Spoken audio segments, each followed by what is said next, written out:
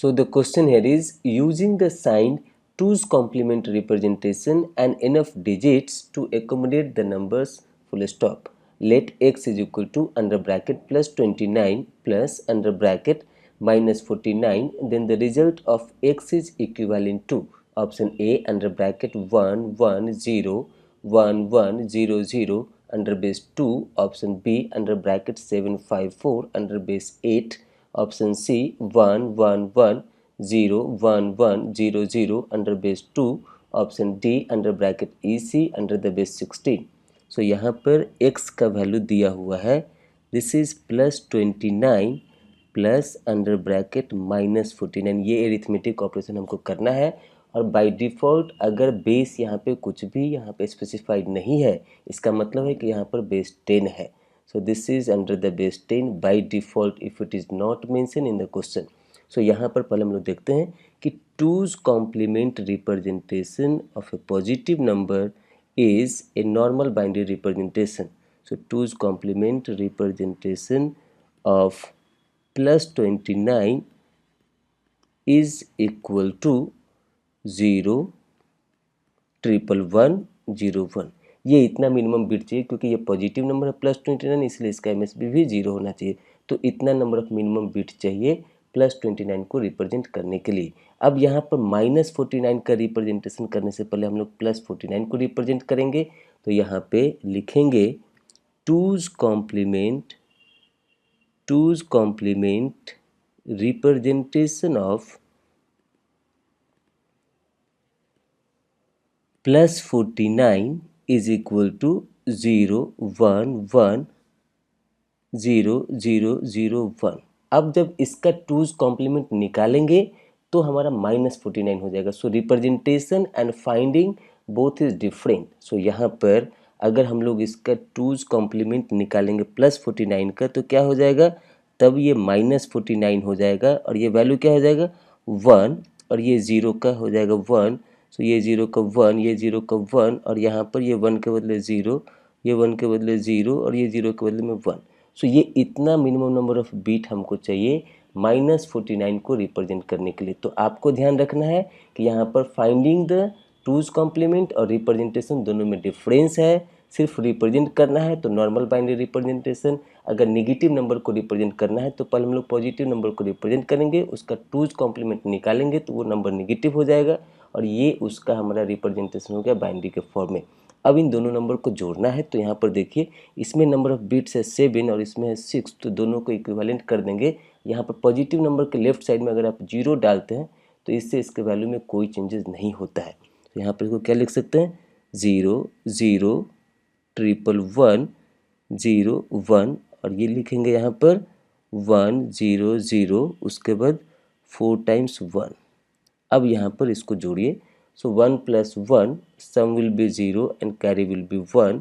So 1 + 1 sum will be 0, carry will be 1 1 1 1। So यहाँ पर ये हो जाएगा 1 कैरी 1। सो 1 1 1 ये हो जाएगा 1 carry 1। So 1 1 0 carry 1। So 1 0 0 it will become here 1 and this is here 1। So आपको रिजल्ट मिला ये। इतना मिनिमम नंबर ऑफ बिट चाहिए इसको रिप्रेजेंट करने के लिए। आपको दिख भी रहा होगा कि यहाँ पर प्लस ये 29 है और ये -49 है, तो रिजल्ट क्या आएगा नेगेटिव में। तो यहाँ पे दिख भी रहा है कि एमएसबी हमारा 1 है, इसका मतलब रिजल्ट हमारा होगा नेगेटिव में। अब जैसे कि ये एमएस की हो तो हम लोग यहाँ पे चेक करते हैं। सो 0 0 1 1 0 1 1 ये हमारा इससे मैच हो रहा है, ऑप्शन ए से मैच हो रहा है। अब उसके बाद जैसे यहाँ पर हमने बताया कि पॉजिटिव नंबर के लेफ्ट साइड में 0 का पैडिंग करते हैं तो उससे वैल्यू चेंज नहीं होता है, इसको बोलते हैं साइन एक्सटेंशन। सिमिलरली यहाँ पर ये जो रिजल्ट है ये हमारा निगेटिव रिजल्ट आया है। सो यहाँ पर ये निगेटिव है क्योंकि इसका एमएसबी हमारा 1 है। तो इसमें अगर आप पैडिंग करेंगे 1 का लेफ्ट साइड में तो इससे हमारा इसके रिजल्ट पे कोई फ़र्क नहीं पड़ता है। सो अगर हम लोग इसको नंबर ऑफ़ बिट को चेंज करें, ये इसका मिनिमम है, ये इसका मिनिमम नंबर ऑफ़ बिट्स है।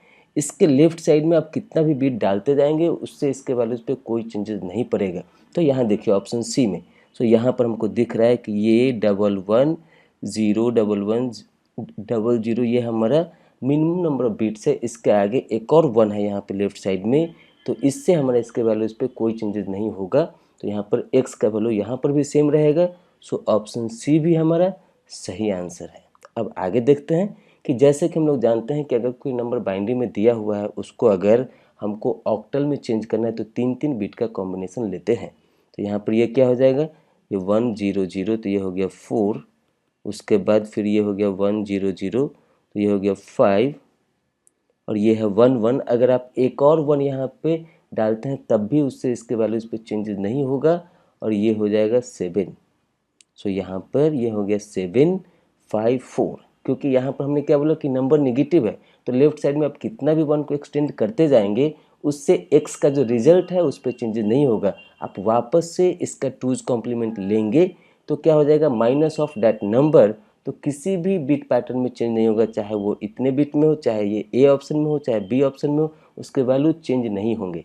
So that is the reason this is coming 7 5 4 under the base 8, which is matching with option B. Now we will check it with option D. So यहाँ पर ये hex में एक digit को represent करने के लिए 4 बाइनरी बिट होना चाहिए। तो हमेशा ग्रुपिंग हम लोग राइट साइड से स्टार्ट करते हैं, आइदर अंडर द बेस 8 और फॉर द बेस 16 ऑल्सो। सो यहाँ पर अगर आप देखेंगे तो 4 बिट का अगर हम लोग ग्रुपिंग करें तो राइट साइड से 1 1 0 0, इसका मतलब ये हुआ 12, 12 को बोलते हैं C। सो यहाँ पर ये है C। उसके बाद जो बचा 0 1 1 1, तो यहाँ पर अगर आप 4 बिट लेते हैं फर्दर तो 1 1 0 हो जाएगा, तो इसका वैल्यू क्या हो जाएगा E। So that is giving here, this will give the result here as a EC under the base 16। सो यहाँ पर बहुत सारी चीज़ों को एक साथ हमने मर्ज किया है और आप यहाँ पर सब कुछ सीख सकते हैं अगर आप थोड़ा बेसिक्स रिवाइज करके इसको बनाएंगे तो। यहाँ पर देखिए साइन एक्सटेंशन का भी हम लोगों ने कॉन्सेप्ट सीख लिया कि अगर पॉजिटिव नंबर है तो यहाँ पर 0 के एक्सटेंशन होने से उसके मैग्नीट्यूड में, उसके वैल्यूज में कोई चेंजेस नहीं होता है। अगर हमारा नेगेटिव नंबर है तो 1 के पैडिंग होने से लेफ्ट साइड उसके वैल्यूज़ पे कोई चेंजेस नहीं होते हैं। और यहाँ पर ये बाइनरी रिप्रेजेंटेशन हम लोग कैसे ऑक्टल में चेंज करते हैं तो वो भी हमने देखा कि राइट साइड से 3-3 बिट आप लेते जाएंगे तो आपको वहाँ पे मिल जाएगा नंबर अंडर द बेस 8। और यहाँ पर बेस 16 के लिए राइट साइड से 4-4 बिट का ग्रुपिंग करेंगे तो यहाँ पर आपको मिल जाएगा अंडर द बेस 16। सो यहाँ पर अगर इस तरीके से देखें तो ABCD चारों ऑप्शन इस क्वेश्चन के सही हैं। और इस तरीके से आप थोड़ा एग्ज़ाम में केयर करके इस तरीके क्वेश्चन का आंसर कीजिएगा, क्योंकि यहाँ पे बहुत सारा चीज़ एक साथ यूज़ किया गया है। So by this way this is the end of the explanation for this question.